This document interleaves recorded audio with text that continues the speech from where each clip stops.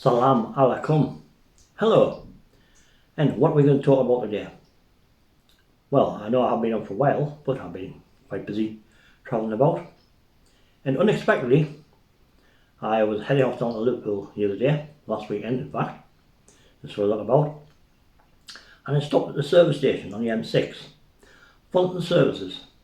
It's quite unusual because it's got an old tower from the 1960s, which used to be a restaurant. So I just went to have a look. So I popped in to go to the toilet. So we were on the south side and went to look over the bridge, and then we noticed multi-faith room. Thought, this is interesting. Perhaps I can go and pray there. So went up the stairs to cross the bridge and found the door on the right hand side. So I went in to have a look, and honest to God, if you do a multi-faith room, make an effort. Pardon the smell, what was putrid. And inside there was prayer mats just slung everywhere. Some on the windowsill, some on the floor. But they're obviously being used quite often, so I wouldn't imagine being that clean. The carpet wasn't really clean. And went further along to have a look in the cupboards. And of course, I know that Simon Webb and is the History Debunked, he's mentioned about multi-faith rooms before, how it has mourned that the more Islam orientated. And yes, there was prayer mats, there was quite a few editions of the Quran in Arabic and in English. And there was a couple of Bibles and a couple of like leaflets on the Jewish faith. But to the right of that, there was, down some steps, was, I suppose that it was their excuse for a wadu, which looked like, by the looks of the sink, it looked like it had previously been before turning to a multi-faith room, cleaner's cupboard. Because you know when you've got the cleaner's sink, like high up square one with a mesh thing over the top, that was it. How you went out, yes, there was some buckets, I suppose you went to fill up to wash your feet in, but it was like utterly terrible. In fact, when I got back in the car and went down the road, I thought to myself, why didn't I actually film it? But because there was no one there.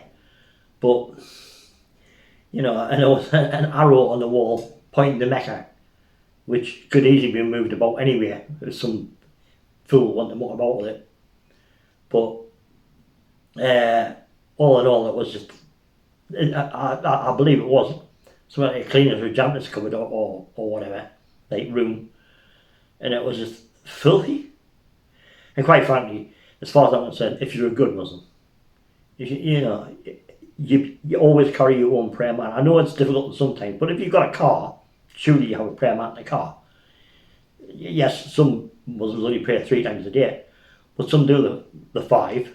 So, you know, if you go in places, I know at work, some place where Muslim works actually have their own prayer mats put away. It's theirs and they keep them clean.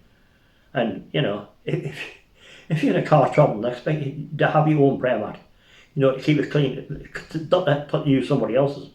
I don't expect that's the thing, but for, I suppose, the people who thought the multi-faith room were thinking, oh, well, you know, the Muslims don't think like that, so will be, you know, try and be good and have some for people to use it, haven't got prayer mats. But I say the whole room was filthy, and it was like, you just see it was like, it has been, haven't sat together for some reason or other. I mean, it could do with a paint, it could do with a clean, do with a proper what I've done. It wouldn't cost that much. It's a service station, so the prices they charge is the money. Now, as I say, I never intentionally went around looking for multi-faith rooms, or I'm quite fascinated by them.